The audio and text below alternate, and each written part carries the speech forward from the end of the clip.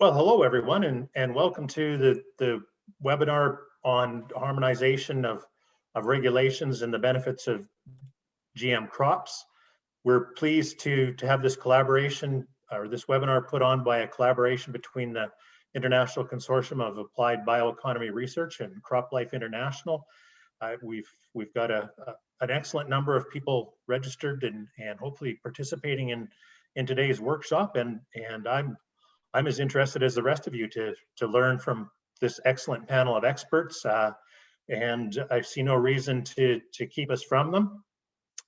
I'll just make a brief comment. If you have any question for any of the speakers, please enter it into the chat box as they're presenting, and we'll keep track of those and pose them to the panelists once they're done. We expect the panelists to speak for about 15 minutes apiece, so in about an hour, we should be wrapping up the presentations, and that should give us another 45 minutes to a full hour for your questions and any discussions thereafter. So, Matan, I will turn the computer over to you. Thanks, that was faster than expected. Let me share my screen. I'm sorry, I should have briefly introduced Matan. Matan is a professor of agricultural economics at the University of Göttingen in Germany. Thanks, Stuart. I'm happy to contribute to this webinar with a presentation on the cost of lost innovations. I'm from Germany, and this means Europe, and many of you are from within Europe, many are from outside of Europe, and Europe is certainly the place probably that has some of the most inefficient regulatory approaches, and I'll talk about this. But before really focusing on European regulations, I'd like to give you a little bit of background on what the global challenges for food and agriculture are. So not only European, but global perspective. We cannot close our eyes with a problem that malnutrition is still very widespread. Around 25% of the world population lacks calories, lacks nutrients, including micronutrients. Many of these people are depending on agriculture as their livelihoods. Many of them are actually smallholder farmers themselves. We also know that the population continues to grow, and this means demand for food and other products is growing, and especially so in the poor parts of this world. We also know that agriculture, even today, has serious environmental and climate footprints, is contributing in significant ways to global environmental change. And this is not just any environmental problem that's abstract to agriculture. There are certainly direct links back, impacts on agriculture. We know that the global south, tropical and subtropical regions will be affected the most by climate change in terms of lower yields, in terms of crop failures, and this is certainly having the potential to lead to additional hardship for those who are poor and undernourished anyway. So this kind of the set of problems looks like a vicious circle, and it means that certainly serious transformations in our food systems are required.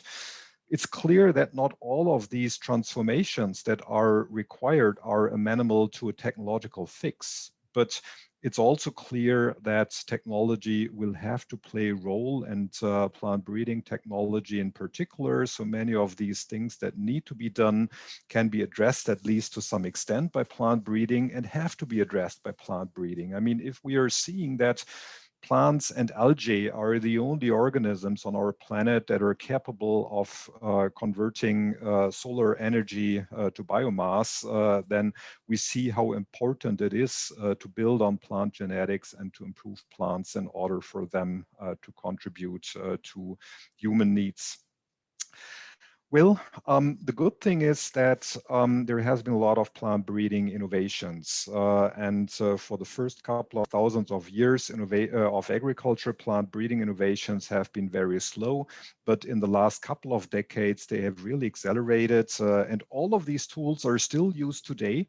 the toolbox is growing with more and more precise different things, and that's great.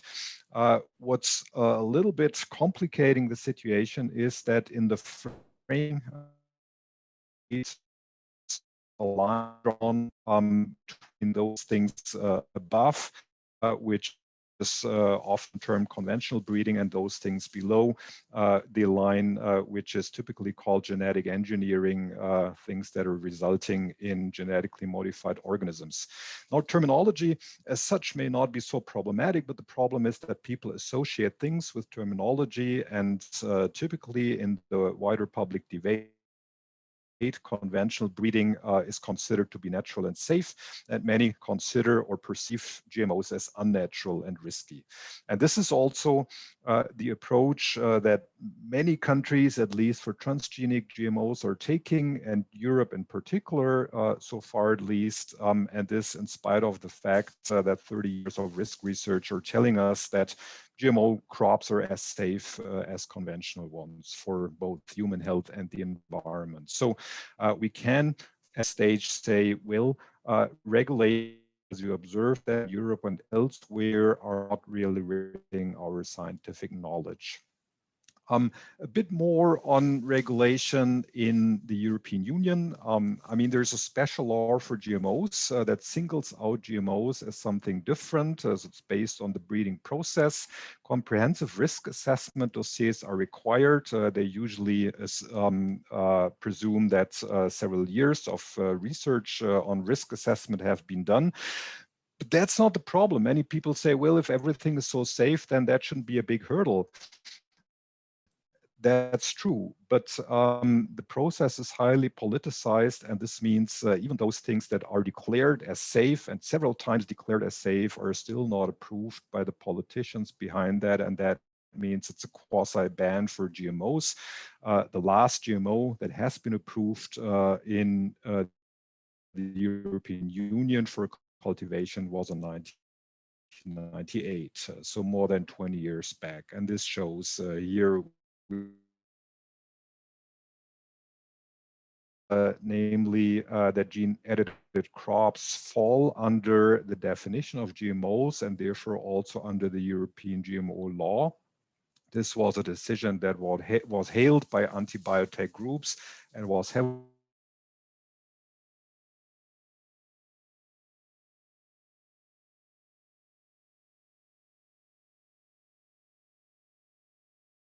on what the potentials and the risks are. And the European Commission came up with this study, which was published last week, Thursday. And there's very clear language in this study. It's telling us that gene-edited crops can contribute to sustainability objectives, that often they're as safe as conventionally bred crops, and that the current EU GMO legislation is not fit for purpose. So this is what scientists would also say, but these were not scientists, is the EU Commission that came up with this study, and this is good news. The only thing is that, well, even if gene-edited crops will be exempted from this GMO at some point, which I hope and I have some optimism, it may take a few years, and the 2 to 3 years mentioned here is probably rather on the optimistic side. We have to understand that even though there's a mixture of concerns and risks, it's really not only about environmental and health risks. Many people in Europe and probably elsewhere are deeply concerned about the implications of high-tech farming. Their fears of the increasing use of chemicals, less diversity, growing of monocultures, increasing farm sizes, patent lives, monopoly, things that contribute to industrializing of food systems and agriculture.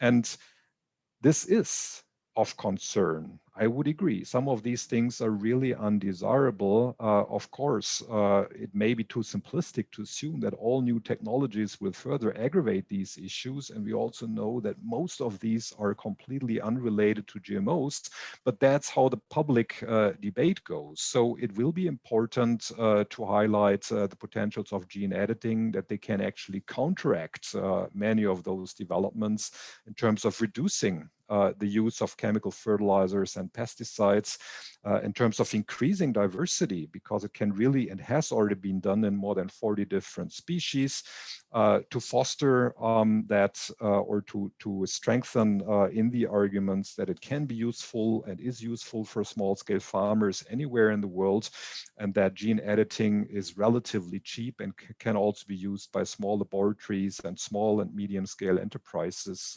if efficiently regulated and managed. And this is, of course, a big if. And this is something that's not sufficiently differentiated in the public debate, that it's not the breeding method that determines impacts, but it's the specific crops and traits that are responsible. And it's up to us, scientists and the wider public, to prioritize what are the things that we need and don't need. Just to give you two examples, most of you will know that the GMOs that we are observing so far, so these are the traditional GMOs that have been adopted around the world in many different countries, are insect-resistant crops and herbicide-tolerant crops. And these data are based on a meta-analysis that we carried out a while ago, and they show us that, yes, I mean, farmers experience higher yields and higher profits, but in terms of pesticide use, there are differences. Insect resistance tends to reduce the pesticide use significantly. Herbicide tolerance not in many cases. In some cases, it's even contributing increasing chemical pesticide use. So there are differences, and those depend not on the breeding method, but on the trait. There are also differences that insect resistance is widely used also by smallholder farmers in countries such as India and South Africa and China, whereas herbicide tolerance is so far mostly used by large and fully mechanized farms, partly in monocultures, which are not always sustainable. So we need very serious debates about what types of agriculture we want and need, but blocking useful methods, breeding methods, is counterproductive here. We need to talk about what should we do with these, what's useful and what not. A few sentences on smallholder farmers. I mentioned that insect-resistant GMOs, those based on Bt genes, are used widely by smallholder farmers in some countries. Here are two examples of Bt cotton and Bt eggplant in Bangladesh, where rigorous research has been carried out over several years, showing how much these contribute not only to environmental benefits in terms of lower pesticide use, but also higher crop yields and higher incomes. And remember, these are farmers that are oftentimes living below the poverty line, and certainly income gains of 50% and more are tremendously useful for lifting these people out of food insecurity and poverty. And this is happening for millions of farmers in these countries. Now, coming back to the European Union, one could certainly argue, well, but that's fine, but we don't need these technologies in Europe, and therefore we may have different regulations. But wait a second. I mean, it's true that in the European Union, we may not need GMOs for our own food security, because we are rich and we can buy whatever we want. And if we don't produce it in Europe, we import it from elsewhere. And that's exactly what we do. And with this, we contribute to scarcity and to environmental problems elsewhere. Recent studies showed that European Union imports of food account for 16% of tropical deforestation. And that means whenever we produce less, for instance, if we would convert completely to organic farming, we would produce less here, we would import more from elsewhere and contribute to additional deforestation and greenhouse gas emissions elsewhere. And the other way around, we can also say, well, if we would produce more efficiently in Europe, we would have to import less. And that would mean less land use change elsewhere. And we used all the data available to model what would happen to global greenhouse gas emissions if the European Union would adopt those GMOs that are already currently available. And we are finding that this could reduce global greenhouse gas emissions by 33 million tons of CO2 equivalents per year, which is about 8% of the EU's total agriculture greenhouse gas emissions. And this is only for those GMOs that already exist, which are not even those that would be most appropriate for Europe. If European Union would adopt GMOs, then obviously more wheat and barley and other types of crops would emerge with interesting traits which are not yet available on the market because Europe has blocked them. Well, what are the issues with the EU GMO regulations? The first thing that I already mentioned is, as they currently stand, they ignore the state of research and they certainly fuel public fear. So it's mutual reinforcement. Politicians say we don't approve them because the public don't want them, and the public doesn't want them because, well, if they're so heavily regulated, they must be very dangerous. This is what we're currently observing. Of course, this means in farming, that interesting and sustainable technologies cannot be used. But even in research, I mean, even field trials have become impossible in Europe. It jeopardizes the international competitiveness of farmers and of the industry and the bioeconomy in Europe. And it's also a heavy disincentive effect for European young researchers that either choose other subjects or they choose to move elsewhere. But this is Europe, and we could say, well, okay, Europe is rich, they may be able to afford, but the European regulatory approaches have heavy spillovers to other parts of the world where gene-edited crops in particular are not considered as GMOs. And if you want to import or trade with the European Union in terms of food, not in terms of seed, then the exporter will have to get things approved in the European Union for import. And if you're not having those dossiers together because in your own territory, these things are not falling under GMO law, this is certainly creating major problems for international trade. The same holds true for exchange of seeds and germplasm. It means that some countries, at least especially smaller countries, may say, well, if we are jeopardizing our export markets to the European Union, we are not moving forward at all with these technologies because Europeans don't want them. And those who could only be the large companies who can afford that, and that would further concentrate to market concentration. So my concern is that with the European regulatory approach, we are really holding back technology globally, and especially for poor countries and communities in Africa and Asia that need new technologies the most for sustainable food security and poverty reduction. And therefore, we need regulatory change, we need regulatory harmonization, and this is something that we are discussing further in this webinar. Thanks for your attention.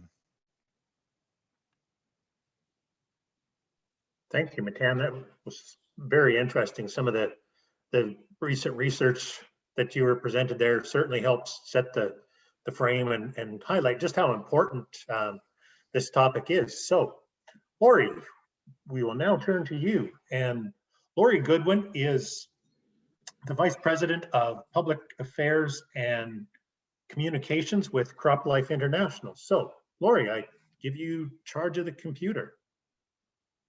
Very much, Stuart, and thank you very much for the opportunity to team up with you and with ICABR to talk a little bit more about global regulatory harmonization, which is quite near and dear to my heart. Before I get going, I should tell you a little bit about CropLife International and who we are. So we are the international voice and advocates for plant science technologies, so crop protection and plant biotechnology typically, but also, of course, as innovations proceed in other spaces, we're just getting more and more involved in being advocates for technology for plant science to enable sustainable agriculture in general. And we have 6 members at the international level, and I think many of you will recognize some of the names, but with Bayer, BASF, Corteva, FMC, Sumitomo, and Syngenta. And we also have a very extensive global network of CropLife member associations. And so depending on where you are in the world, you may be more familiar with some of the CropLife network colleagues. But this is basically the coverage that we have, the map that you see up there, and really have influence in about 80 countries or 80 to 90 countries around the world where we have, representation from one of the CropLife Network affiliates. So I'm going to obviously talk a little bit from the industry perspective about the importance to us about regulatory harmonization. And first of all, why does it matter? And Matt touched on a lot of the points that I think that I might reinforce through some of what I plan to say.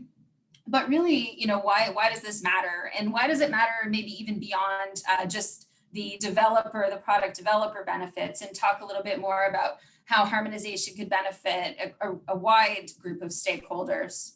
And also talk a little bit about how it could be completed. And so thinking about GMOs, which is the perspective I'm speaking from, there's different gradations of harmonization available. So I'll touch a little bit about some of those regulatory models that we could consider as we talk more about harmonization. And then I'll talk also a little bit about what CLI and what industry is doing specifically to help further advance and encourage these discussions that are happening at the international level. And so once again, Matt spoke a little bit about the opportunities that plant science technologies and plant science innovations create through plant breeding. And I think this is very topical. I've been leading the CLI efforts around engagement with the Food Systems Summit that's happening through the UN this fall. And these discussions about sustainable food systems are incredibly complex. And I think we fully recognize that one system is not going to work for absolutely everyone in the entire world. But to echo his point previously, I do think innovation has a critical role to play, and especially plant breeding innovation. And so as we think about GMOs or we think about gene editing, the potential contribution to zero hunger, to nature positive production, carbon neutrality, to all of these topics that are very near and dear to everyone's hearts, I think that innovation and plant science innovation has a critical role to play now and in the future. And so how can regulatory harmonization unleash some of that innovation? And I think what we've seen with GMOs is that these delayed innovations can cost. They can cost the environment. They can cost all of these benefits that are available to us through the use of these innovations. And then there's also, as was touched on, the trade aspect. And so although Europe, which was mentioned, is an import country, without an import approval for a specific trait, that can have an impact on what is grown in countries that are cultivating GM crops. And so having that predictable and science-based regulatory system that has reasonable and clear timelines to commercialization is really important. I think we've seen a lot of innovations developed that never reached the market. And a lot of that has to do with the complexity of the regulatory system and the cost to get a product, not just from discovery, but also through the regulatory process and actually into farmer hands. And so I talked a little bit about regulatory harmonization as a spectrum. I think there are different ways that we can begin to move around this wheel, if you will, that I have up to get more comfortable with the concept of regulatory harmonization. And I think one of the questions that rightly gets asked by government stakeholders and regulators is, where does sovereignty lie, and how do we ensure that we're, keeping sovereign decision-making power throughout this? And I do think there's a lot of opportunities with different regulatory examples. So it could be something as simple as just aligning on the requirements that we submit. Different countries have different requirements all around the world for the information that gets submitted to approve a GM crop. So having consistent criteria from governments is also, a step in the right direction in terms of allowing developers to harmonize the information that they submit. There's also, data transportability. So where the data that is produced in one jurisdiction can be used in the submission in a different country. So once again, you're seeing the full information, and it's just that the data that you produced in one country is also used for the approval of a GM crop in a different country. There's also potential regulatory cooperation through trade agreements. I think we see that a lot with other industries. And so it's certainly something that I think is an opportunity for GM crops. We can see safety assessment sharing. So I think that Canada and FSAN, so Food Safety Australia and New Zealand, is a good example where the two countries are sharing safety assessments in order to, streamline timelines, streamline approval timelines, so that the approvals come out at relatively the same time, making it very consistent for industry and for product developers. And then also there's potentially some resource efficiency as well, as regulatory authorities are sharing work where possible. And then I think most recently, if we're talking about streamlined approvals based on approvals from trusted countries, Paraguay has recently adopted a streamlined approval system for both cultivation and for food import that relies on the safety assessment from a trusted country to help expedite their approval pathway to commercialization.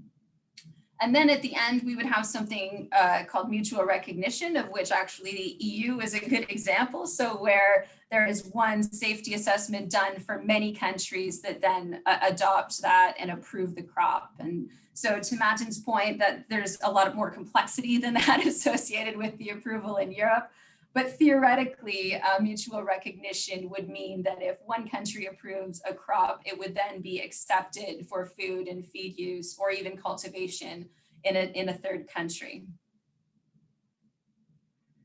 And so, of course, central to all of these discussions, and a very common question is safety, of course. And I think that the regulatory authorities the world over have the same goal in mind. So preserving, safety for humans, for animals, and for the environment. And so I think because all systems are essentially starting with the same goal in mind, there's a lot of opportunity to collaborate and to work together, or to even mutually recognize the safety assessments from other countries. And so safety can still remain core and central. But as was rightly pointed out in the previous presentation, after 25 or 30 years, are there some efficiencies and modernizations that can be made to the process to ensure that it is very much science-based, evidence-based, but also incorporating the familiarity and the knowledge we now have about this GM technology.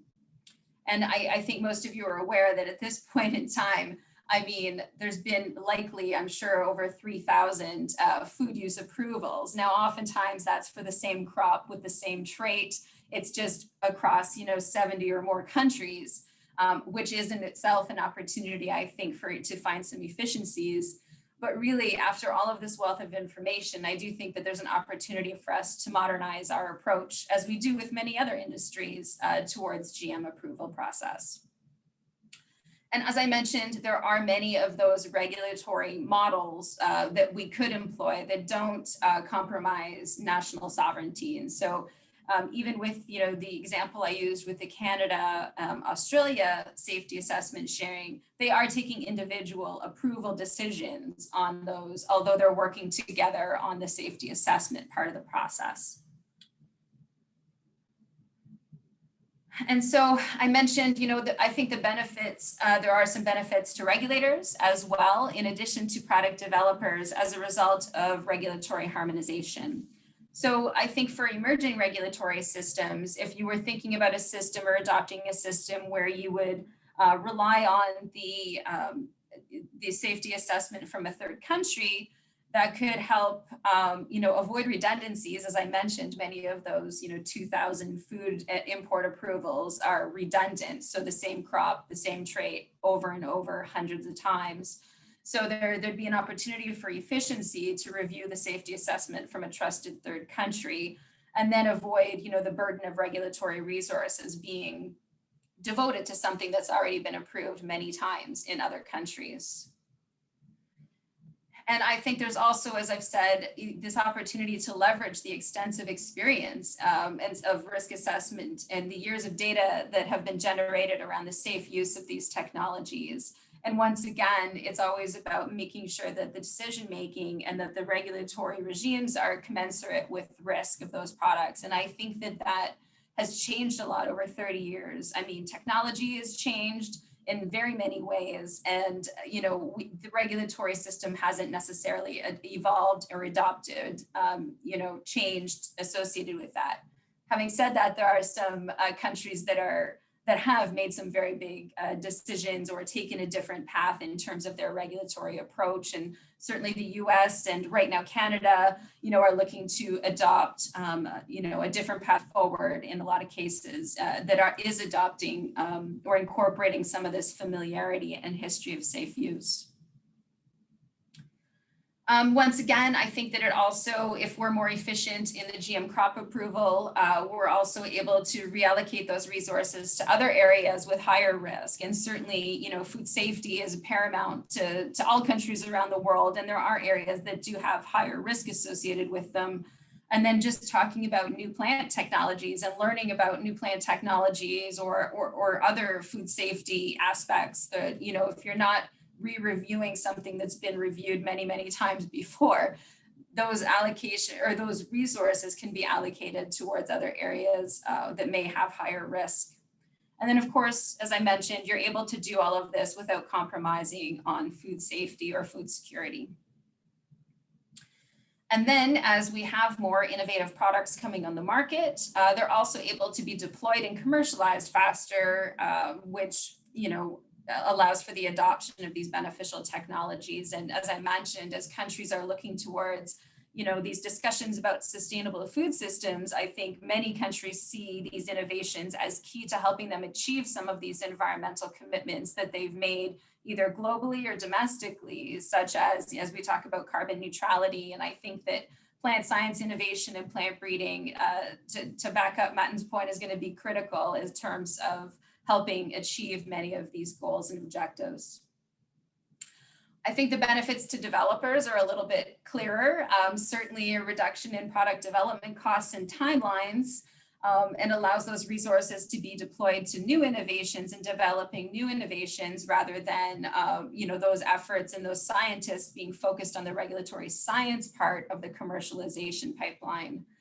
But also it lowers cost barriers to working on non-traditional crops and traits, and it would also lower those barriers for other small and medium-sized developers. If we have a very clear path to commercialization, I think you would see a wider diversity of crops being worked on, and you would also see a wider group of participants in terms of product development. Ironically, the complexity associated with the global regulatory system now is what is driven, I think, towards only, larger sized companies being able to engage in GM research and development, but also mostly in the commercialization of that development. And so, as I mentioned, I think we've seen a lot of the public developers working on really interesting innovations with using GMOs, but getting them to market and that regulatory timeline and cost has been really growing over the last decade. So that adds this complexity where you don't necessarily know exactly when you'll be able to get to market. And then I do think there are benefits to consumers as well. So allowing this equal access to technology by creating that very consistent regulatory path to market would allow for technology and faster deployment, and once again, working on those shared goals, especially the environmental goals and the sustainable agriculture goals. Of course, increased growth in rural economies is incredibly important. And so as, farmer incomes increase, then, that also provides, other downstream economic benefits, especially to rural communities. And as I mentioned, of course, as well, adopting new innovations can also have an impact on the ambitions for sustainable food systems. So really, from an industry perspective, I think we recognize that we have a role to play in the product development, arena. And so what we've been trying to do is really, we're calling it the Global Harmonization Project, but really talk about these benefits that do go beyond just ourselves and go beyond, the typical, as was related, the insect resistance and herbicide tolerance, and talk about why farmers have adopted those traits, how that's important, and how they've contributed towards, areas like carbon neutrality and, herbicide tolerant crops do have an excellent a story in terms of, reducing carbon emissions and greenhouse gases as a result of, the adoption of no-till. And so speaking a little bit more about the benefits of the products to the stakeholders that go beyond the farmer as well. And then also talking about the benefits across the stakeholders, like we mentioned, and then a little bit more specifically, rather than saying, what we don't want in terms of regulation, we've embarked on a project to outline what we think a modernized approach to GM regulatory could look like, given the 30 years of cultivation and regulatory experience we now have. And so along with that, we're also trying to talk about the time and the cost to market. And so that would be reflective of our members, but I think it shows, the growing divide or the increasing regulatory costs and time. So if you think about the product pipeline, if you're working on the regulatory science part, it means that you're not necessarily working on the discovery part. And so I think that clearer path to market would also encourage the development in the early stages as well, and allow more resources to be devoted to that, the early part of the innovation pipeline. And then we're also talking a lot about the timeline trends. And so the timeline trends that we're seeing in different countries. And so I think it would be no surprise for everybody on the call to hear that the Europe timeline to approval is trending up versus other countries that have adopted some of these more, pragmatic approaches or more risk commensurate approaches to GM regulation, where you are seeing those timelines trending down, which is, I think, something that you'd expect over time with any new technology as you get more familiar with it.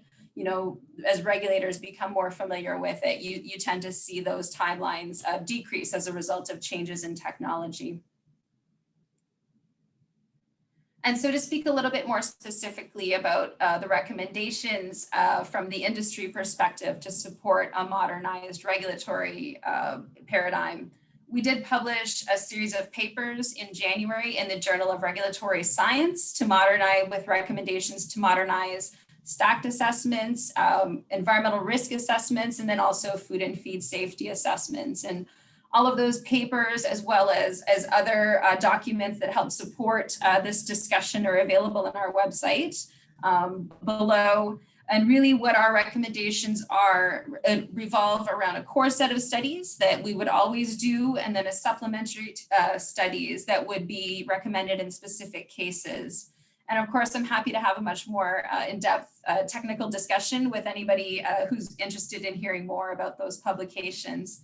But I think overall, just to end, it's really about how do we incorporate this 25 years of knowledge, make sure that the risk assessment or safety assessment that are done now are adopting or incorporating that familiarity, and that the benefit of that is having a clearer path to market for product developers, and encouraging more innovation with GMOs. I know gene editing is obviously very topical right now, but I do think that GMOs still offer innovations for the future as well. And so with that, Stuart, I will turn it back over to you.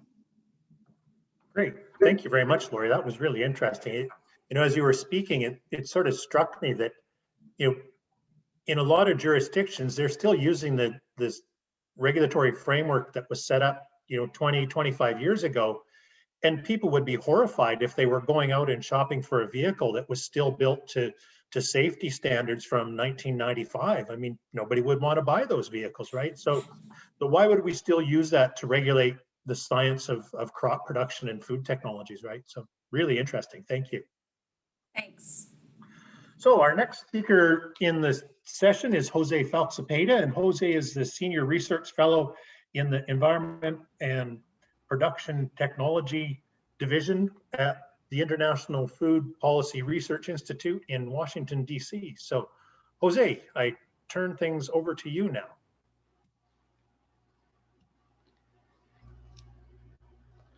Okay. Can you see my presentation? Yep, just pop it up into full screen and you're good. If it's responding, give me 1 second.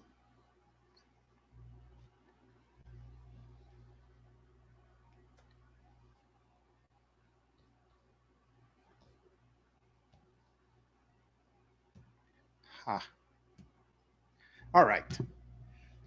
Okay.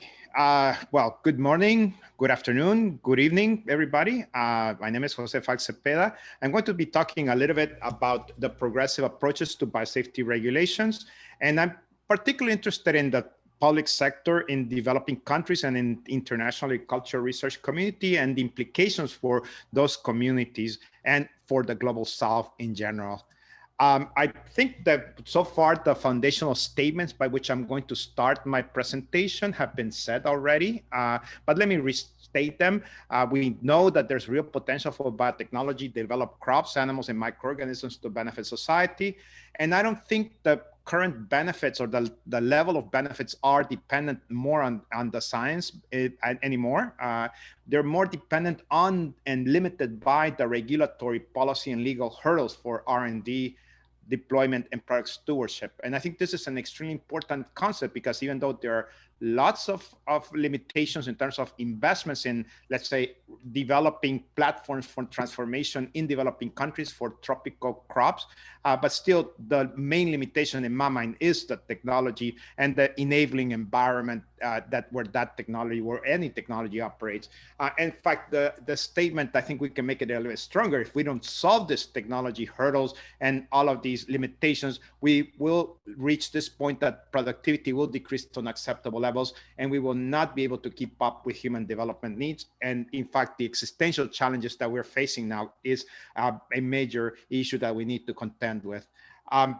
We know that yield and productivity has declined, and of course, COVID has come and accelerate a whole bunch of different issues, different host of issues that are out there. Let me just say very briefly that I am surely guided by a set of ethical principles that guide my actions and research, all the way from justice and looking at issues of equitable access, benevolence, of first do no harm, trying to do the best for people in the global South, respect of autonomy, people in the global South, and sustainability, of course, trying to ensure that the technologies that we are actually addressing are contributing to sustainable intensification and other goals from people in developing countries. In that sense, my main objective, and this is my research main objective, is to identify and enhance desirable conditions to expand the technology frontier and enhance equitable access to valued technologies for people in developing countries. And as I mentioned before, this comes through discussions of policies, economic incentives, legal and regulatory frameworks, both at the agricultural level, but more specifically at the ag, biotech, and R&D and crop improvement sectors.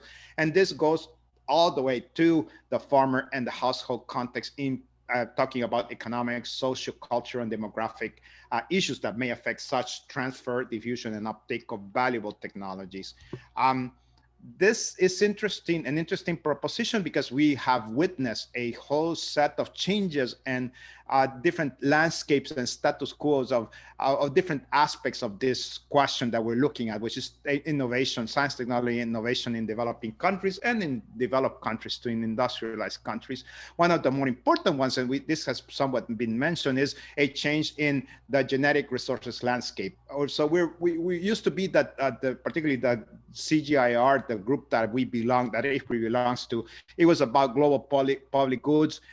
It was with the talk was the narrative was of international public goods, free international flows and access of global genetic resources. But now it has changed somewhat into a more of a sovereign rights controlled genetic resources. So in essence, we're talking about access and benefit sharing regimes and control flows of these genetic resources. And this has been in part due to the different regimes contained within the Convention on Biological Diversity, the Nagoya Access on Benefit Sharing, the Nagoya Kuala Lumpur Supplementary Protocol on Liability and Redress. And in fact, in some cases, as Rourke points out in his paper of 2018, some of these barriers have become and made biological research untenable and could even result in abandonment of research projects even before they begin. This is an important aspect. Of course, if we're talking about regulatory, we need a regulatory policy. We need to talk about the characteristics of such regulatory policy. And I think we're missing one, which is it was contained where we're talking about protective regulatory system being protective, being feasible, being fair, proportional to risk, and time and cost efficiency. And then as Laurie mentioned, predictable, which is the one that is missing in there. And this is based on Greg Jaffe's work of 2008. There are two important aspects in particular when you're connecting this to harmonization efforts and to regulatory policy implementation in developing countries. One is that the cost of regulatory delays may decrease technology availability. This has been mentioned. And in fact, this regulatory delays may affect the public sector and small private firms more, especially in developing countries. The other change in narrative, and this is an interesting one because of course it does have quite different and somewhat very positive and very negative angles to it. It used to be that in the beginning, the discussion was more and focused on risk assessments and risk only in terms of the discussion about GMOs and modern biotechnologies in general. And now the narrative has been changed a little bit. And it is important because if we focus on this narrative of risk only, and then we tie this to the precautionary principle that was part of the Cartagena Protocol on biosafety and the Convention on Biological Diversity, then very few, if any, technologies will be approved, right? Because of course, there's always the possibility of something may go wrong sometime in the near future. But now, once you start asking the question of whether, well, there's risk, but also there's some benefits down the pipeline. So you start thinking about this change in narrative. That's the positive part of it. The narrative changes. But if you make use of this, of socioeconomics, let's say, and some of the narrative associated with it, with some sort of a way to actually block the technology, because of course some socioeconomic impact may come down the line, or is, as Martin was saying, it's associated with some of the issues that are more general, not specific to GM technologies per se, then we have a little bit of a negative aspect of it. And both Stuart Smythe, Karin Ludlow, and myself have a upcoming paper on the Journal of Regulatory Science discussing some of these aspects of socioeconomics as related to trade agreements. Then, of course, some of the positive sides of the story is that there's also a change in the R&D and regulatory landscape. And this is just from a paper by John Coleman and some of his colleagues, where he actually documents some of the technologies that are under review in Ghana, Kenya, Malawi, Nigeria, and Uganda. What is interesting is not only the number, but also the type of crop and the type of traits that are actually being tried in some of these countries. And some of them have advanced and are at this point where they may advance to commercial approval after undergoing careful review. Biosafety South Africa. This is Ministry of Science and Innovation of South Africa. It documents a changing landscape, and in a sense, this kind of reflects the issue that is going to be Africa is a microcosm of everything that that may possibly go right or wrong, and in some sense, because over here we have different countries that are in different levels of preparation in terms of their national biosafety frameworks, from no biosafety frameworks all the way to functional national biosafety frameworks. This had concluded, the conclusion of that, or the result, the output of this, is that you had several countries implementing field trials on genetically modified organisms, and then you have countries implementing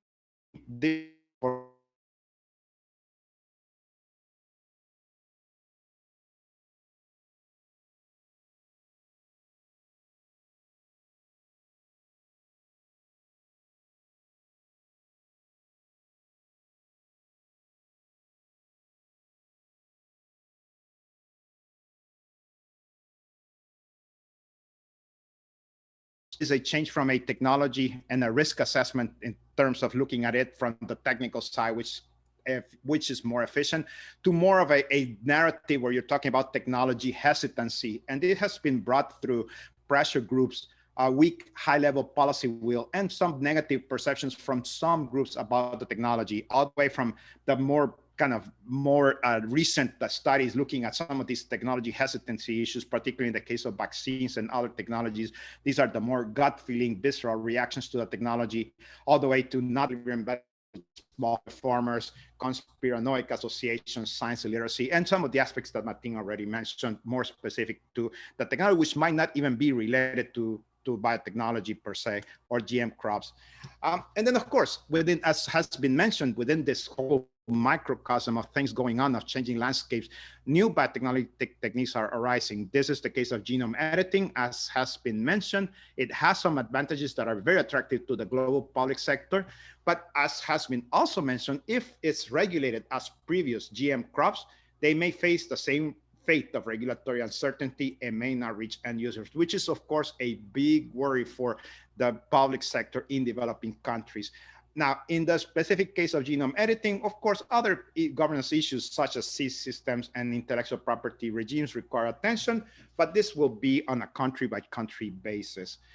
The landscape, and this is from the EMBO reporter, this is a paper published in 2020. This is already out of data, but I wanted to kind of come back and retrace some of Laurie's points in a sense, because of course, the gene editing landscape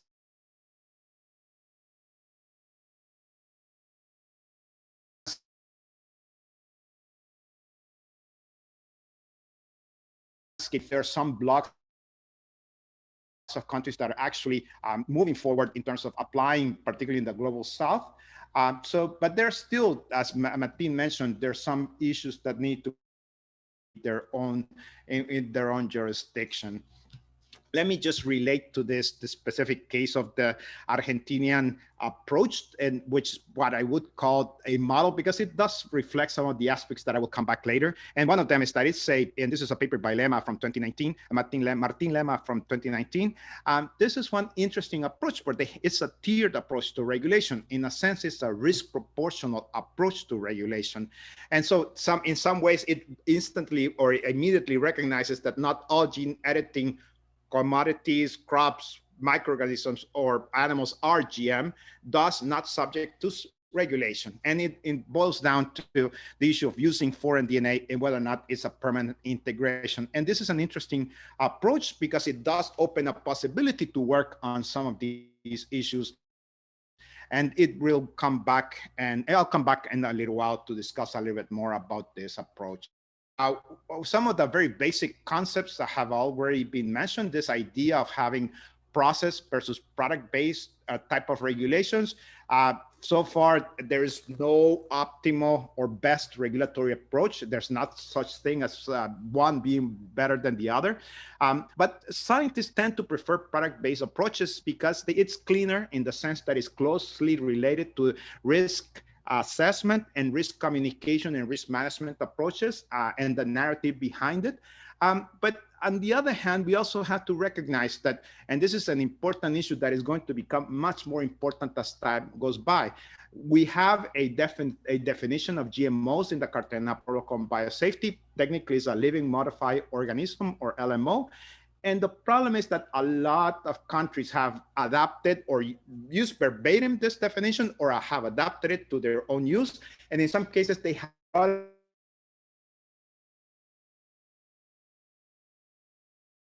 some cases that wording is important because the way it's worded, it actually can cover all types of regulation,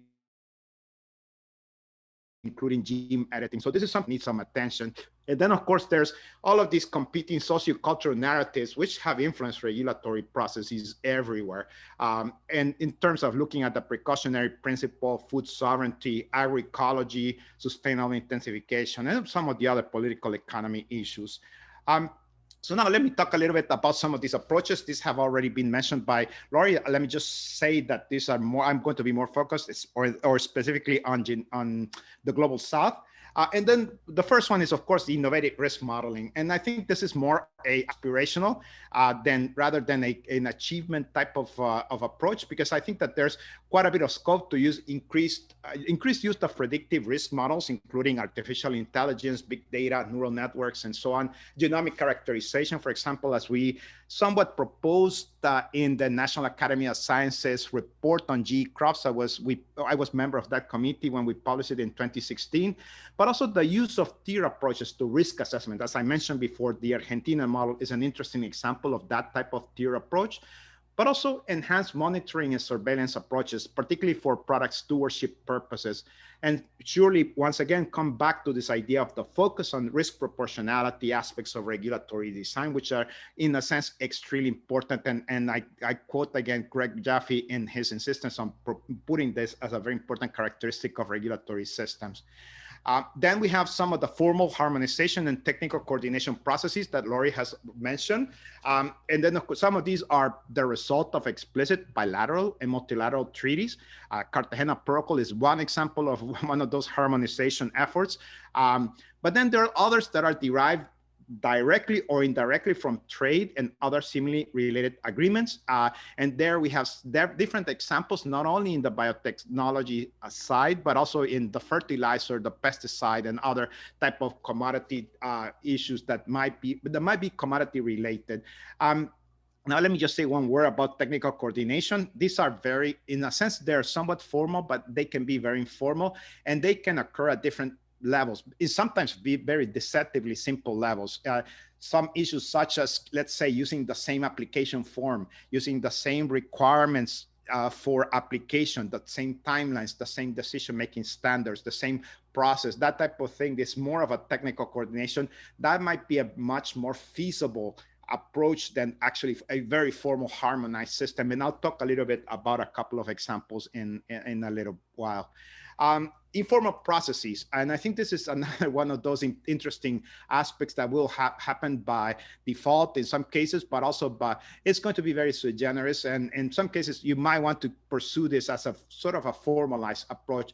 And this first one is follow the leader, especially of functional systems.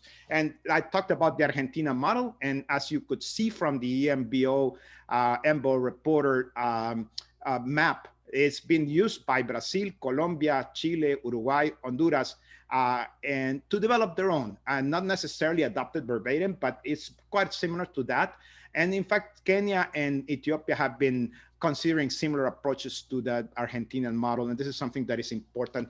And once again, addressing technology hesitancy and high-level political will is an important issue that will need some further attention, and this includes technical coordination in this sense. Let me just kind of talk a little bit about data and regulatory decisions transportability, and Lori has mentioned this quite a bit. And I think there are two other examples of this type of data transportability and regulatory decision. One is the case of Vietnam. They have some similar systems in terms of trusted nations type of approach, where they actually get commodity imports approved based on decisions made in other trusted countries. And of course, the case of Honduras, my home country, where you can make this, the regulatory committee, National Regulatory Committee will actually make decisions partially based on regulatory decisions made elsewhere. There's no need, in a sense, to do and repeat one more study, a RAT study, or a food safety assessment on, let's say, a BT cotton or a BT maize, an insect-resistant maize. And this implication of this is kind of, in a sense, exploring new approaches and kind of not yet tested approaches, such as accepting data based on similar agroecological zones. For example, this is Jim Hancock's at Michigan State proposed in a paper a couple of years ago, something along those lines, but also implies accepting greenhouse, confined field trial, and other environmental assessments, food feed safety data, and of course, something dear to my heart, socioeconomic assessments, which is something that is extremely useful in some cases, in many cases. And it was actually the only thing we could do way back when I first started doing some of this work. One of the last things I'm going to be talking about is the promotion of innovative strategic alliances and collaborations to address current hurdles.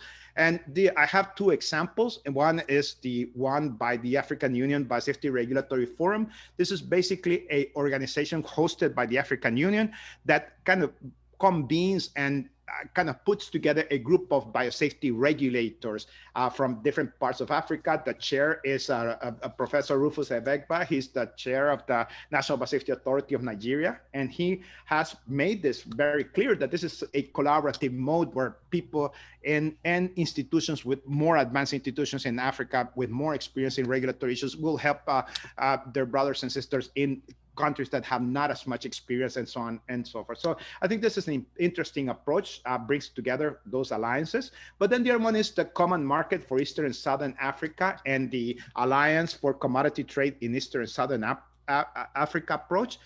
In that, it combines, it's a formal treaty that had to be approved and validated by the different member countries, but it does provide enough flexibility because it actually combines collaborations with centers of excellence within and outside the region, risk assessments done and or supported by regional bodies under the COMESA-TESA approach, and or available expertise, and final decision at the national level. And there are some differences between regimes for cultivation, for commodity trade, and for food aid. This approach was sort of in a stasis for a while, and sort of started taking over a little bit as time goes by.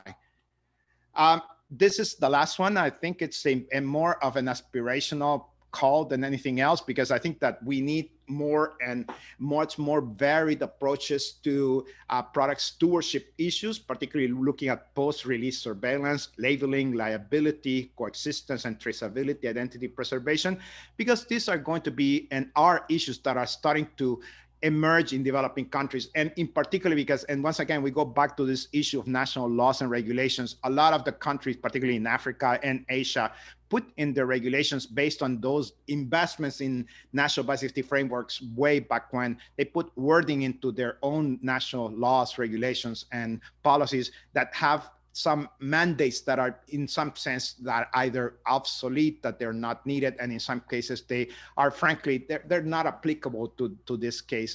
So I think that this is something that we still have to deal with those and find elegant ways to actually deal with those and trying to understand better some of the consequences and some of the pluses and the minuses of some of these issues in developing countries. Just to conclude over here, of course, regulatory policy, and once again, is not about risk assessment, science, or innovation only anymore. It's more about sociocultural and political economy issues, which frame the operative context.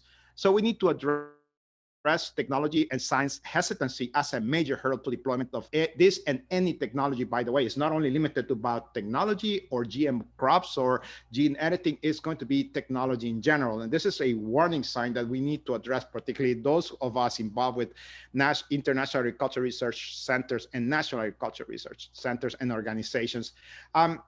Surely we need to continue exploring progressive and innovative approaches to regulation, because the alternative would be technology and innovation paralysis and losing the possibility of developing tools that will help us with existential challenges that we have. In the end, we want to avoid ending up with a situation of ex-ante lack of coordination with ex-post liability, again, as it happened with transgenic crops. With this, I thank you, and I think I can put this a little bit. Just give me a second. Just these are 5 technologies that we tested. We did an ex-ante economic analysis under the BioRap Program for Biosafety Systems project. These are 5 technologies, 5 countries that we did assessments on: cassava, bananas, maize, cowpea, and rice in Ghana, Nigeria, Ethiopia, Tanzania, and Uganda, and these are available at ICPRI's website. And these are my contacts. Thank you very much.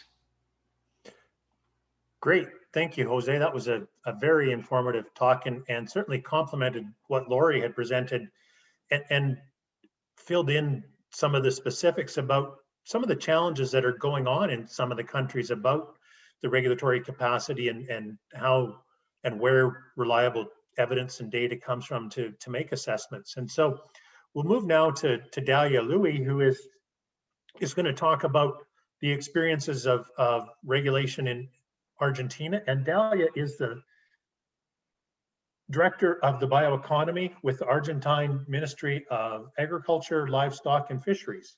Dalia, over to you. Thank you, Stuart. Okay, good morning and good evening for everyone. I am Dalia Lewy. I'm in charge of the National Bioeconomy Directorate of Argentina. I'm glad to join this meeting and I hope it will be useful for everyone who wants to listen to our experience. Argentina seeks to establish science-based regulatory approach that contributes to the promotion of these new breeding technologies in order to achieve the sustainable development goals agreed by most of the world's countries. To begin with, I will show you our institutional structure. Here you can see the organization chart. Here is the Innovation and Biotechnology Coordination, which together with the Bioenergy Coordination from the National Bioeconomy Directorate, which in turn belongs to the Food and Bioeconomy Secretariat. Argentina's government believes that bioeconomy as a development paradigm includes both biotechnology and bioproducts. Genetic improvement is a fundamental part of this paradigm. The objective is to complement and converge the conventional production model with those related to economic circularity and not to opposite them. Argentina celebrates this year 30 years of regulation in agricultural biotechnology. In our country, warranting compliance with biosafety regulation is essential to develop modern biotechnology in a framework of social acceptance. Through a set of procedures that are adopted in order to guarantee human, animal, and environmental safety, the application of modern biotechnology has implied the creation of a national biosafety system in order to assess the regulate production and experimental releases of genetically modified organisms. Argentina was one of the first countries to develop a regulatory framework which allowed and allows to carry out an exhaustive monitoring of all stages of the developments for GMO commercial authorization. For this purpose, the National Advisory Commission on Agricultural Biotechnology, CONABIA, was created to advise on the technical and biosafety requirements that GMOs must achieve. CONABIA is the National Advisory Commission on Agricultural Biotechnology. It advises the Secretariat on the technical and biosafety requirements that must fulfill the applications submitted for animals, microorganisms, and plants of agricultural interest, and operates within the scope of the coordination of innovation and biotechnology. It has a multidisciplinary approach, and it is composed by government and research institutions and academic institutions involved in agricultural biotechnology. The objective of this assessment is to ensure the biosafety of the agroecosystem. The assessments are carried out on a case-by-case basis and on a scientific criteria. Argentina celebrates this year 30 years of regulation in agricultural biotechnology. These are some of the most important hits in all these years. CONABIA was created in 1991 as a consultative and evaluation authority on the regulation of GMOs within the ambit of the ministership. In 1996, the first commercial approval of an herbicide-tolerant soybean crop was granted. In 2005, the first experimental evaluation of a GM animal, a bovine, was carried out.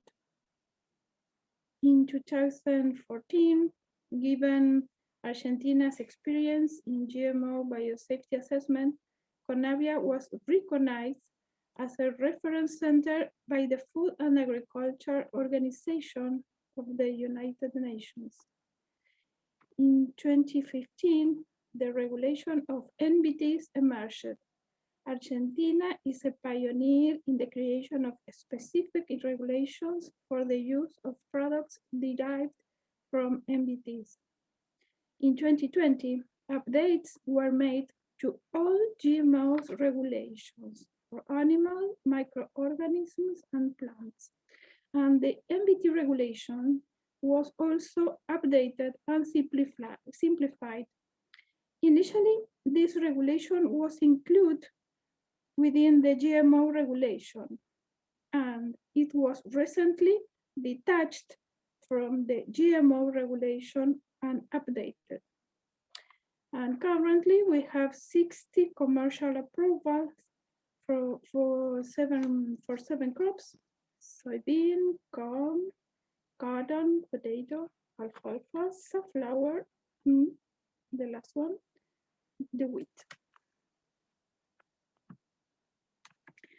As NBTs began to gain importance worldwide, Argentina began to look at what was happening with this type of technology in countries such as the United States, Canada, and the European Union.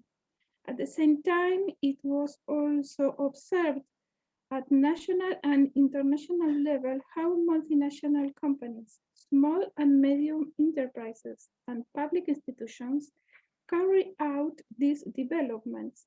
So the Commission asked itself how the emergence and evolution of these technologies could be accompanied by the adequate regulatory framework. In this way, Argentina was a pioneer in creating a specific regulation for the use of products obtained by NBTs. The core of the assessment is to determine the regulatory status of the product, to establish if it is a GMO or a non-GMO. Argentina evaluates the characteristics of the final products regardless of the technology used. We believe that in the future, these products will help to meet societal needs, for example, mitigating climate change, increasing production, enabling the circular economy in food and feed products, and contributing the United Nations Sustainable Development Goals. Given the knowledge gained in 30 years of experience in regulation and use of genetically modified products, we are now in a good position to learn from this and to create a more proportionate and adaptive regulatory system for the products on NBTs. As mentioned before, in 2013, Argentina carried out a review of the state of the art in NBTs in the world. In 2015, the first NBT regulation was made official only for plants. In 2019, the NBTs regulations for animals and microorganisms were published, and the one for plants was updated. It should be clarified that these regulations were included within the GMO regulations, and what was done on 2020 was to detach, update, and simplify them. These regulations were officially published in this year, and so far we have 21 instances of prior consultation for different organisms.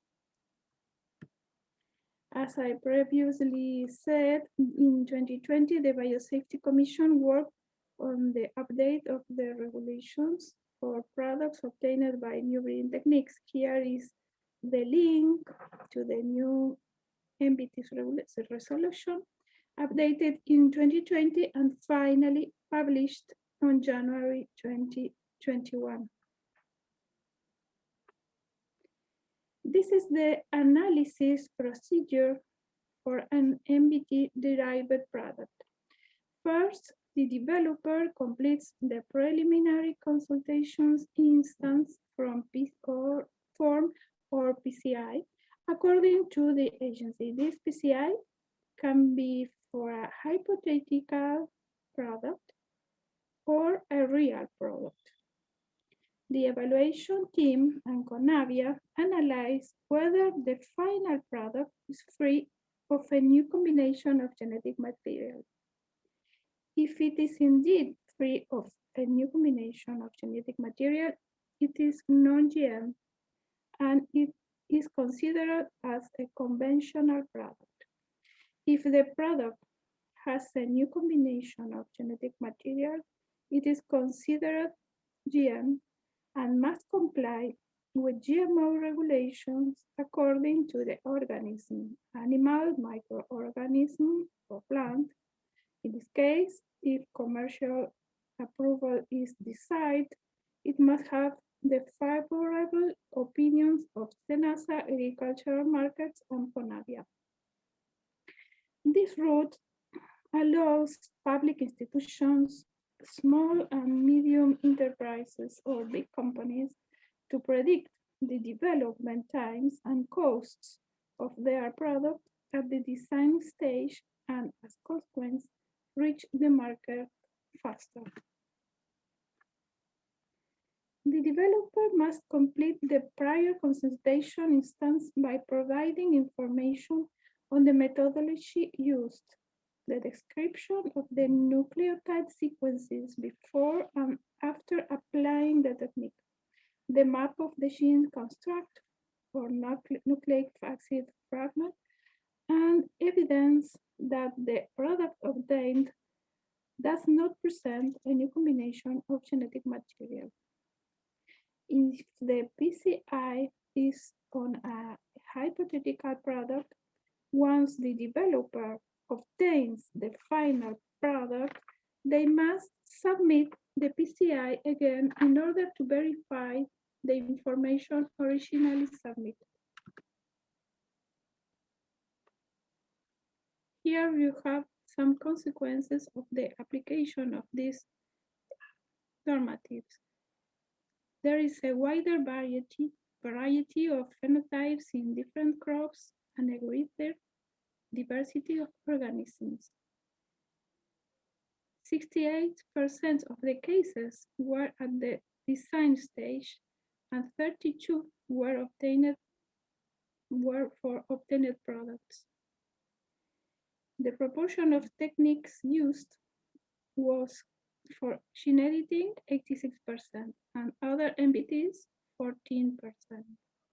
The cases presented in a wide variety of crops for animals and microorganism case, the consultations increases.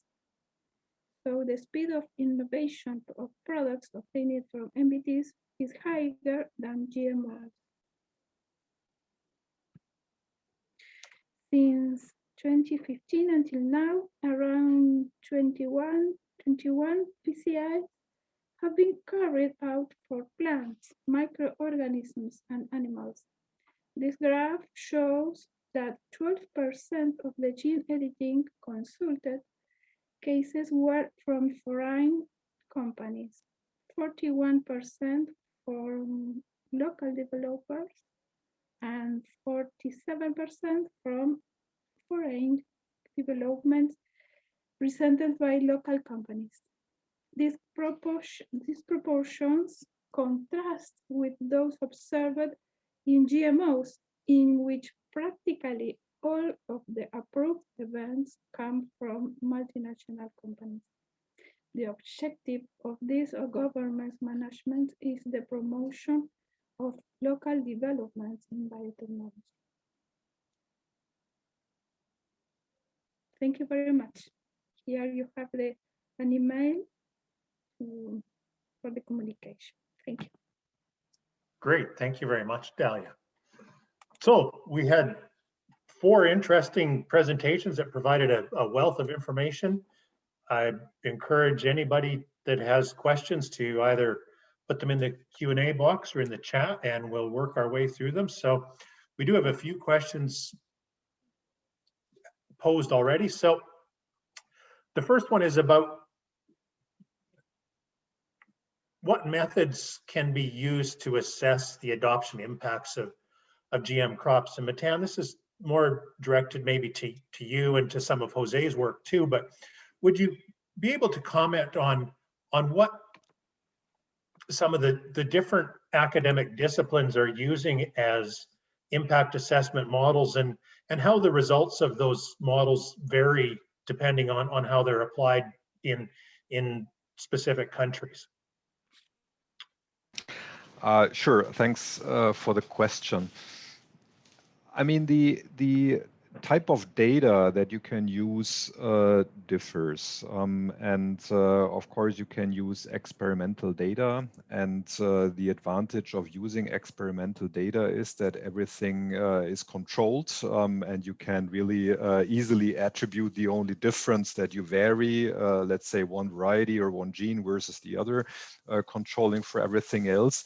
The disadvantage is that it's often researcher managed. It's often not taking place under farmers' practical conditions. And that means, well, it may not necessarily reflect what's happening in farmers' fields.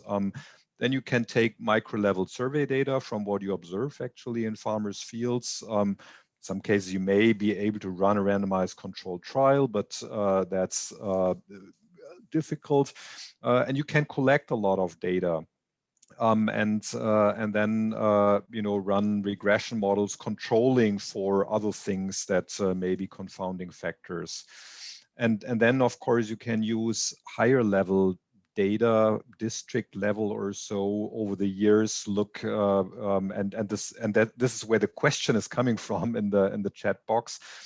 It's referring to India, where 2 authors, Kranti and Stone, have used district level data of adoption of BT cotton and of fertilizer use and of yield levels, and drawing conclusions that, well, actually yield levels went up, but fertilizer use went up earlier than BT cotton adoption. So the effect is due to fertilizer and not due to BT. That's their conclusion. And I think, I mean, of course, if you have perfect district level data, then you may draw some conclusions. But the problem is whoever knows India or how statistics are put together, you know that they're far from perfect. When you have yield levels, then there's somebody who makes a couple of measures and then crude assumptions at the district level.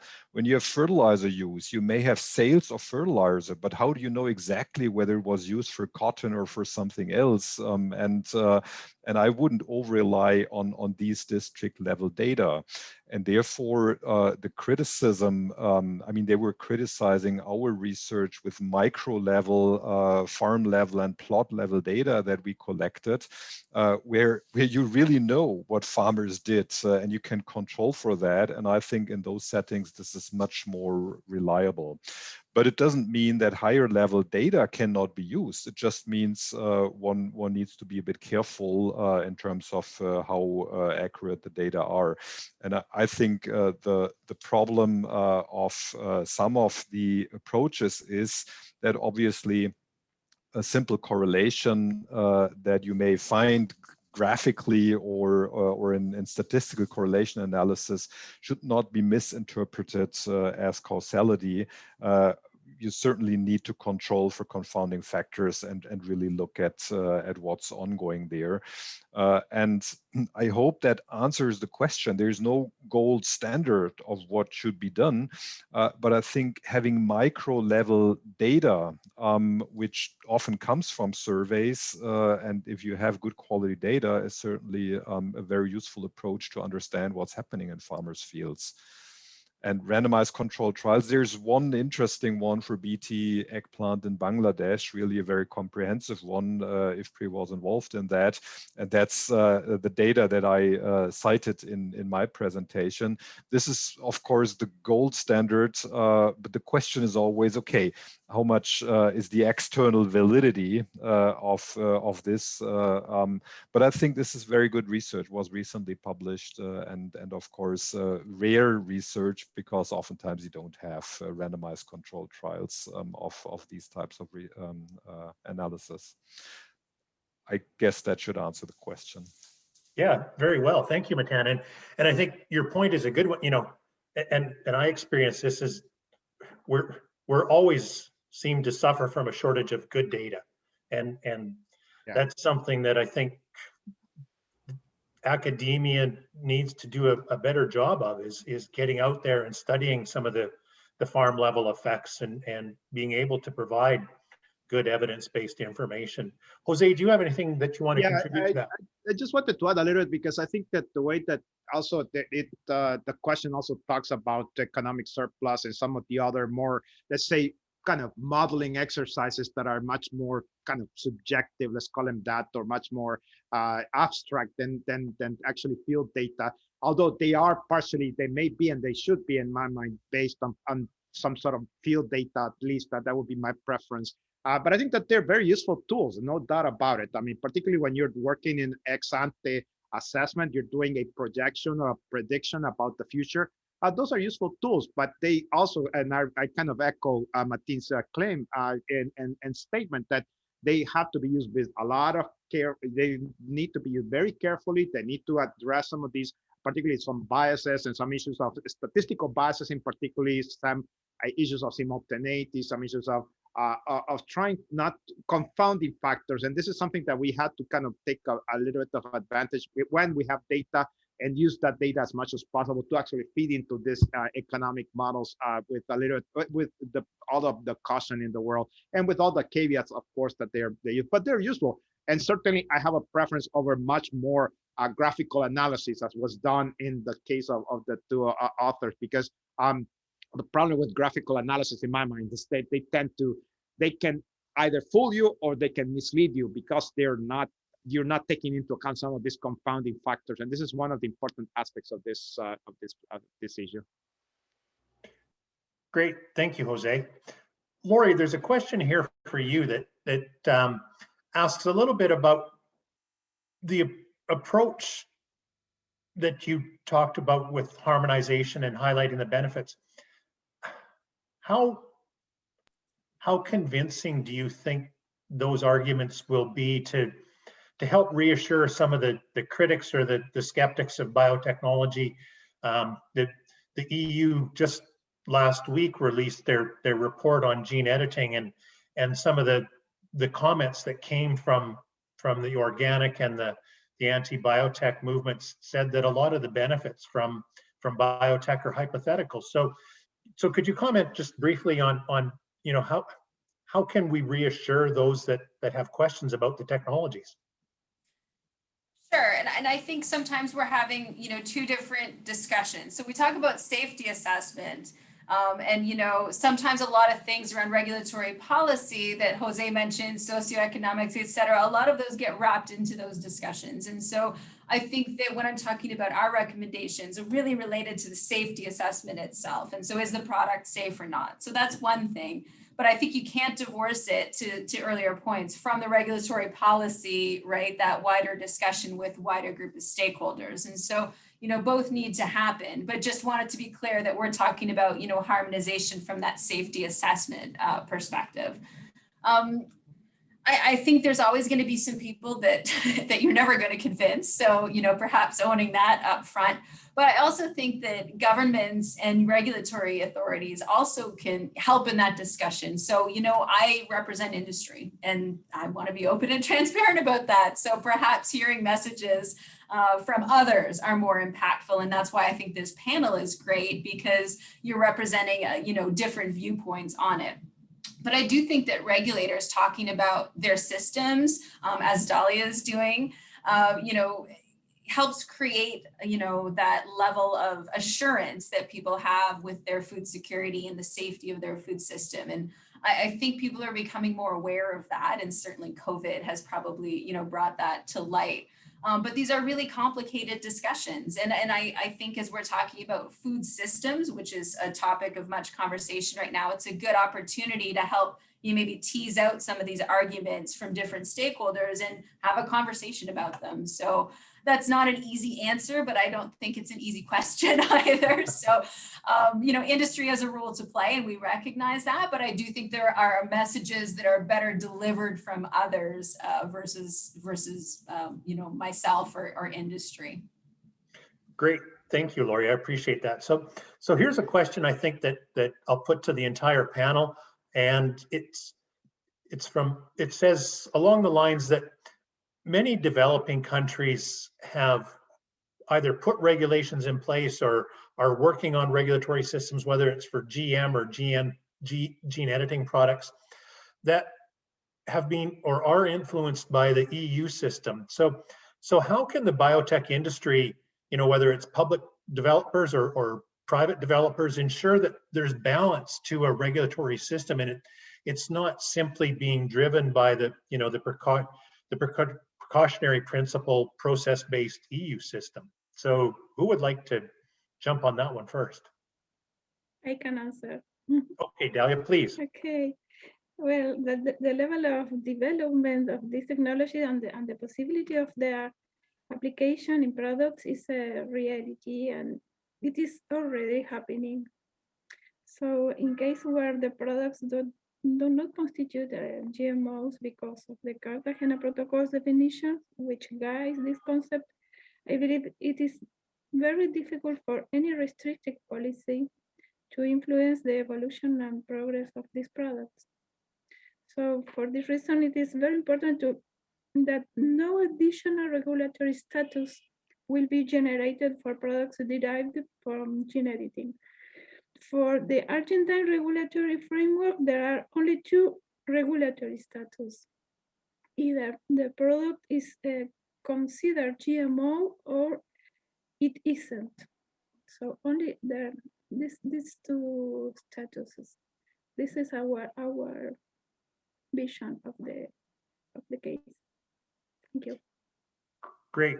Thank you, Dalia. Does anybody else have anything they want to contribute to that? I could just say that, sometimes we spend a lot of time having these discussions with agriculture, but I think we also need to consider the wider range of stakeholders within policymaking initiatives like trade and like, innovation. And we need to have a broader conversation about technology. And, that agriculture sometimes gets pigeonholed, I think, into talking to the Ministry of Agriculture. But really, this has farther reaching consequences on, domestic R&D that Dalia rightly pointed out, on opportunities as well. And so I think it's important that we continue to have discussions sort of beyond our agricultural friends or stakeholders and think about the other, upside and other impacts that this can have on things like academics and research and all of those types of discussions as well. So. Great, thanks, Lori. So Matan, the next question is directed your direction. It's asking about the recent research you had done that was estimating the lost opportunity for greenhouse gas or carbon dioxide sequestration from the EU's failure to adopt higher levels of GM crop production other than what occurs in Spain and Portugal. So what about the trade-off between producing more in the EU and importing less, which could have a welfare effect on farmers in developing countries or other parts of the world where the EU is currently importing food products from? Well, I mean, in a static world where we have no population growth and where we have static demand, that may be true. But my argument of using productive and efficient technology in Europe comes more from, not at all from we should try to be autark and not import or trade anything. That's not the point. But we are living in regions of the world that are actually blessed with water and fertile soil, and that will suffer probably much less from climate change than other parts of the world. So if we are not using resources productively here, then we are doing a disservice to the global Earth and global society, because that means more land use change is happening elsewhere, and elsewhere in regions where biodiversity may be much more in the hotspot in rainforest regions, for instance. So we are still, I mean, even if we produce more wheat and maize and things like this, we're still going to import vegetable oil. We're still going to import tea and coffee and cocoa and things like this. So I'm not seeing it as such a static thing that we should try to produce everything here and close our borders to imports from elsewhere. I mean, we know that trade matters for sustainable development, especially against the background of climate change, and that certainly will become more important. Thank you, Matan. Jose, there's one in the chat that you might be able to address, and it talks specifically about part of Uganda's biosafety regulatory framework where they're using liability regulations as a barrier to commercialize any of the biotech products in the pipeline. Are you able to comment on how do regulatory agencies and industry work together to try and harmonize a system that's functional and, as Lori has said, efficient for both parties? Yeah, I think that this is an important consideration.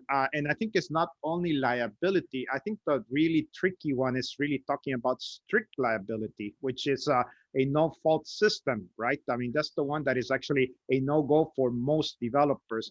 But let's first start by saying that the case of Uganda and Tanzania, by the way, it's a little bit of it's a sovereign decision. So it's a political decision in that sense. So the only way that you can come back and start thinking about reverting such a political decision is through a political decision itself. And so I think that then that implies that you probably will have to go back and ask a lot of the stakeholders, the relevant stakeholders in this, inside and outside the country, to actually come back and start making the case for genetically modified crops, for gene editing, for technology, with the understanding, and at the same time, as Lori has said, and a little bit Martin has said, and Dalia, it's not only about the technology that we're talking about. It's not only about gene editing. It's not only about genetically modified crops, but it will affect other aspects of technology in itself. I mean, once you have such a requirement, it will affect other types of technology, including vaccines, for example. So I think this is an example where you kind of may want to come back and look at connections with other sectors. So I think this is an important one.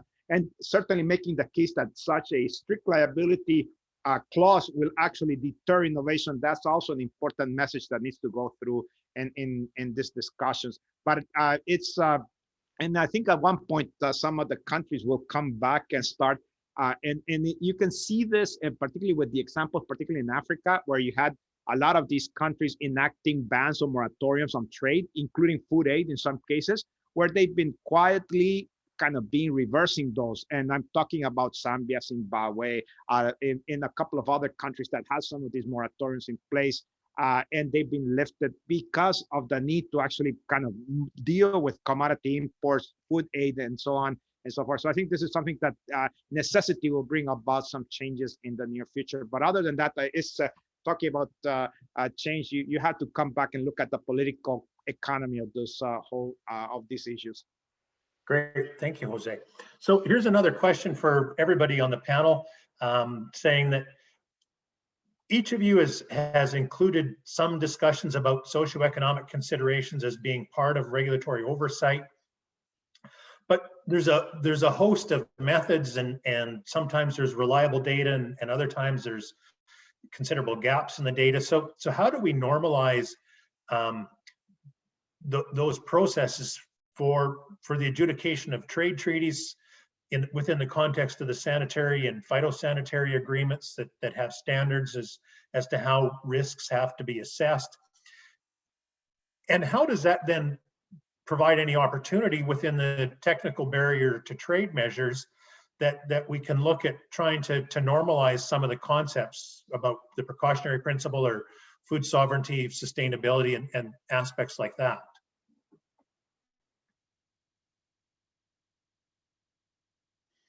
Everybody's jumping to answer this one. Lori, go ahead. I don't want to answer this because I don't think there's an easy answer, but No, there isn't. I think that sometimes it comes back to my earlier comment about what is a safety assessment and what is a political decision. And I think sometimes we're trying to harmonize and quantify political decisions.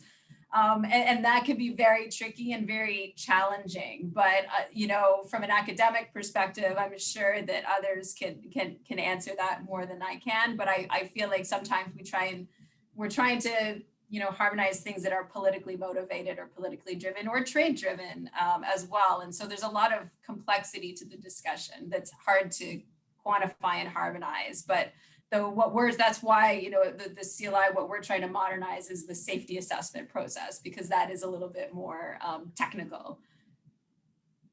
Great, thank you, Lori. Does anybody else want to provide a response to that? Well, it's not that I want to self-promote, but I think that we have a little book that discusses a ton of these socioeconomic considerations with you, Stuart, and Karine Ludlow. It's a Springer book a few years back, and we go over a lot of these kind of, let's call them some of the more economic, of some of the social, and we go into indigenous knowledge, trade considerations, environmental assessments, and so on, that make come into this decision. And in some countries it is a mandatory application, in some countries it's voluntary, following the spirit of the law and so on.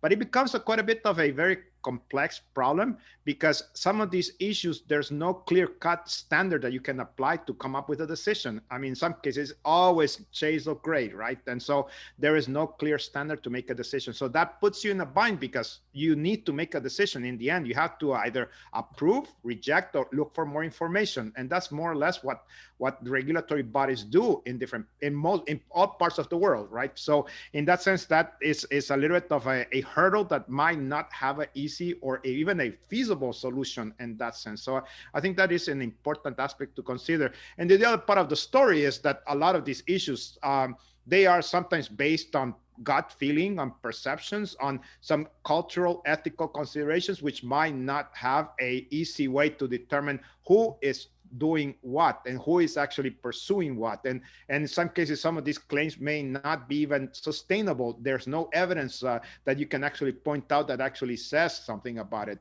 So in that sense, that's very tenuous type of things that are actually not amenable with a regulatory system per se.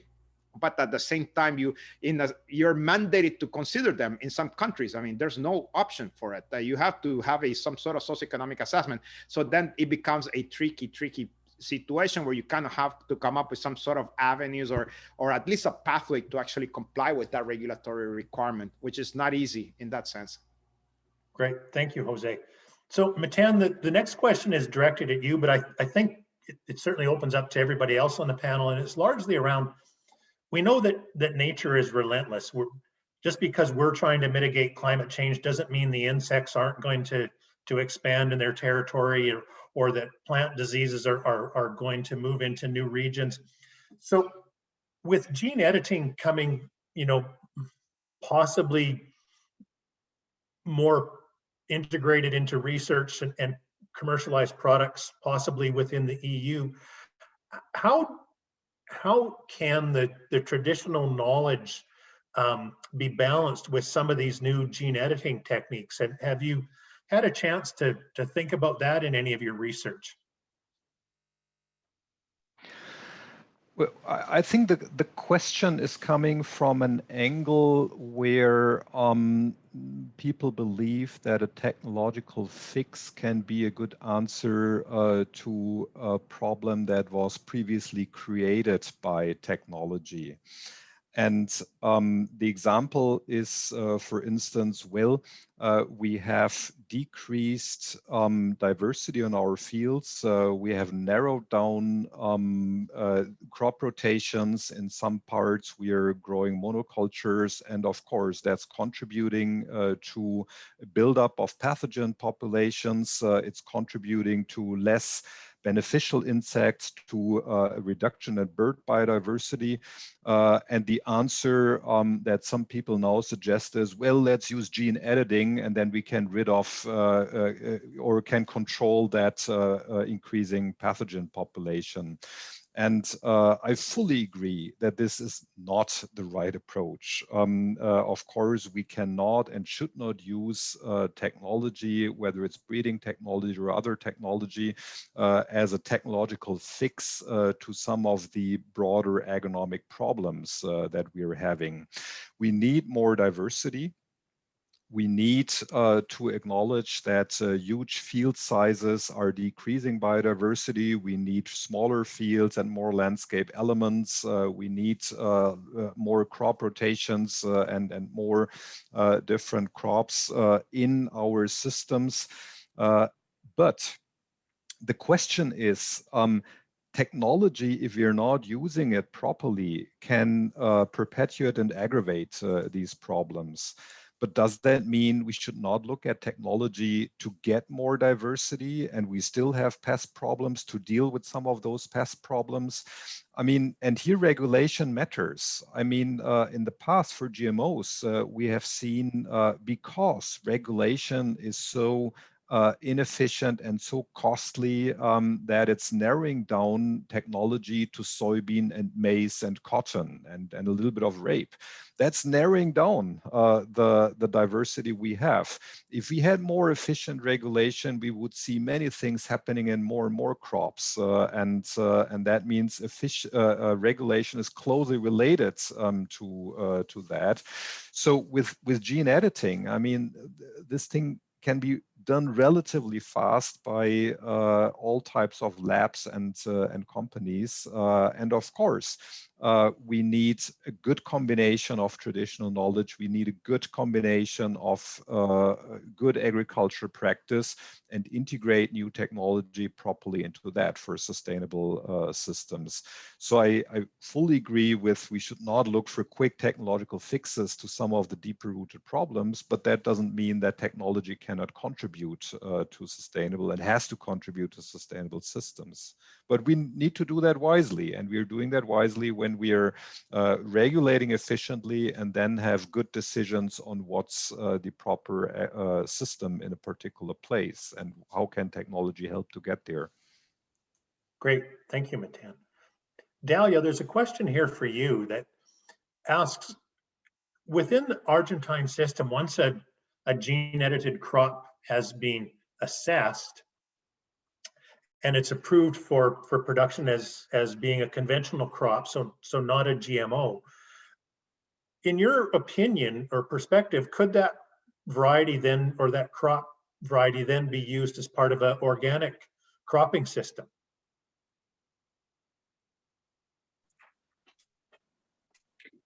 I don't understand the question. If the product is conventional, how it's?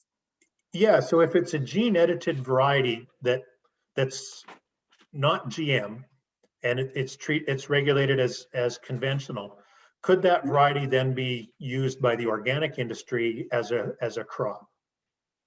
Okay, for us, as I said previously, for us, we have only two kind of products. They are GMO or they are conventional. If they are conventional, the rest of the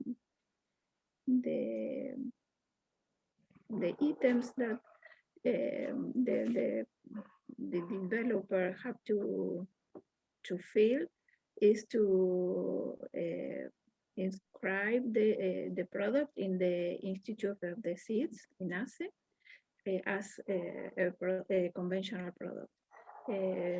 It will not have any condition of biotechnology products or GMO products. It's conventional, absolutely. Okay, thank you. So it certainly could be included as an organic crop variety then, as long as it's regulated as a conventional variety. Yes, because this product that don't have any new genetic material inside, so it could be obtained as a conventional technologies. So it should be considered as a conventional product. Thank you, Dalia. And Lori, maybe the next one's more fits into your realm of expertise, talking about how do you see transparency efforts driven by industry helping with harmonization, and maybe some of this within the context of the EU situation? Well, I will You get all the easy ones. I will leave Matt to talk about the GFL, because that in itself is probably a webinar.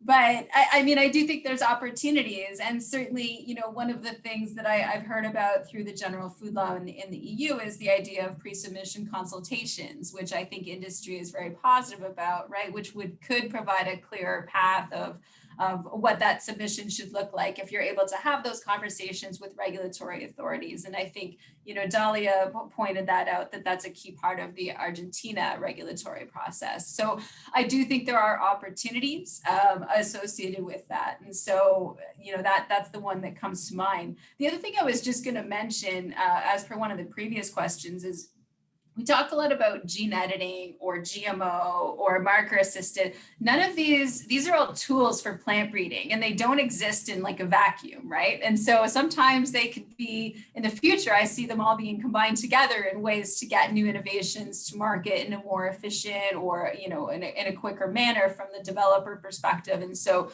as we talk about adopting new regulations, I think that's just an important part to consider, is that none of these tools will be used sort of independently moving forward. And so just wanted to mention that as well. Thank you, Lori. Matan, do you want to comment as part of that one? I don't think that I can really contribute. So maybe we'll move on to the next one then. And it's asking, given the report by the Commission last week, and I'll open this up to the rest of you, what are your thoughts on the potential for gene-edited crop varieties to be approved within the EU system as conventional mutagenic varieties? Should I start, or? Yeah, sure, go ahead, Matan. I mean, I share Thomas' concern that the study as such is not necessarily yet telling us that things will radically change in the near future in Europe, and that gene-edited crops will soon be approved for cultivation or import or so. But I find the study remarkable in the sense that it had, even though it's a long study and it has a couple of concerns also voiced for specific types of applications, it clearly mentions that gene-edited crops, or genomic technologies as they're called here, have an important role to play and can contribute to the European Green Deal and the farm to fork strategy, and that they're in many applications as safe as conventional crops. And I think at least this will have the potential to steer a new type of debate. And when you're seeing, I mean, quite a few newspapers have picked that up. The EU Parliament is discussing that. Next week, I'm at a EU parliamentary hearing on the topic. So I think at least there is a new momentum. Where exactly that is ending, is an interesting question, an important one, and I remain optimistic because I feel that in the end, good scientific arguments will prevail. But I share the concern that, well, we have thought so for the last 20 years as well, and it didn't happen. So it's not yet a done deal, for sure not. We all need to work towards that with good arguments. I hope that the media will play its role, yeah, so let's try hard and not give up. Thanks, Matan. Lori. I was just gonna, completely agree with what Matan said, but, and as he rightly pointed out in his presentation, you're still 2 to 3 years incredibly optimistically off a policy approval. And so that would be what I would point out, although yes, I mean, absolutely encouraging and, eager to hear the impact assessment outcomes that, over the summer as that gets going. But just to think through, there's got to be political will created for a regulatory change, right? At some point, there has to be political will to make a change. And that's always, I think, one of the most challenging discussions, whether we're talking about GM, harmonization approaches, it's to create that political will to change a process. And so, hopefully there'll be a wider group of voices, beyond just, who I represent engaged in this. So obviously academics and researchers and others, it's going to be important that those voices get heard and that they're engaging more directly also, not just with, sort of the people we tend to talk to in the technical space, but also with MEPs to let them know that this is something that people want to see happen and that change is necessary. So. Thank you, Lori. So we're down to the last couple of minutes and I'll maybe ask each one of you to provide sort of a final observation and comment, if you will, about we've seen incredible harmonization around COVID vaccine developments in the last, 6 to 8 months or maybe slightly longer. Do you, and the EU actually had to derogate some of their regulations to allow the clinical trials to take place because these are genetically modified drugs and gene edited drugs. So that's been in the media a lot, that the solution has come from biotechnology. Do you think that the success of biotech in helping the world get out of the pandemic, will that carry over into crop agriculture and food production? And Jose, I'll maybe turn to you first for a response. Yeah, I think that this is going to be an interesting case of whether or not the supply push or demand driven or what have you. But I think that in the end, it will certainly help. And in particular, because on the one hand, a lot of the decisions and in many African and Asian and Latin American countries, these decisions are not also in a vacuum. They're not only the purview of the Ministry of Agriculture, they're increasingly being done by it's an interministerial decisions, including Ministry of Health, Ministry of Finance, Ministry of Trade, Science and Technology, Agriculture, of course, Environment in particular. So I think that this is going to be an important consideration, in particular because the same sort of rationale can be applied to different technologies, right? And so in that sense, this is going to become quite a bit of a pressing issue, and we need to get solutions or responses to this pressing problems that we have. And just to give an example, I mean, now that we have all of these pests and diseases that are attacking, let's say, maize lethal necrosis in Africa, fall armyworm, you have a tropical race 4s in bananas, tropical race 4 in bananas, you have bunchy top, you have a locust, you have different types of the pests and diseases that are actually kind of ravaging and creating the situations of the increasing the possibility that famine will actually come to the continent back once again in big time. So I think that this is going to provide lots of incentives for different countries to actually come back and say, well, look, it's fine and dandy what the European Union is doing, but we must walk the walk and in our own walk, and not really the European Union walk. And this is one aspect that I think is going to become quite a bit important in that discussion.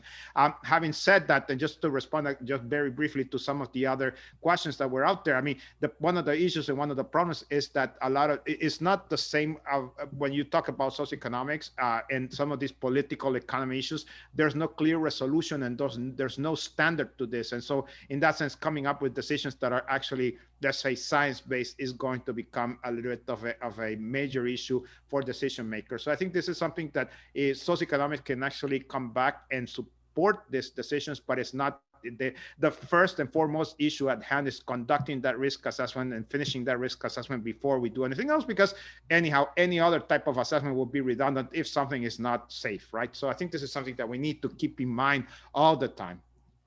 Thank you, Jose. Delia, over to you.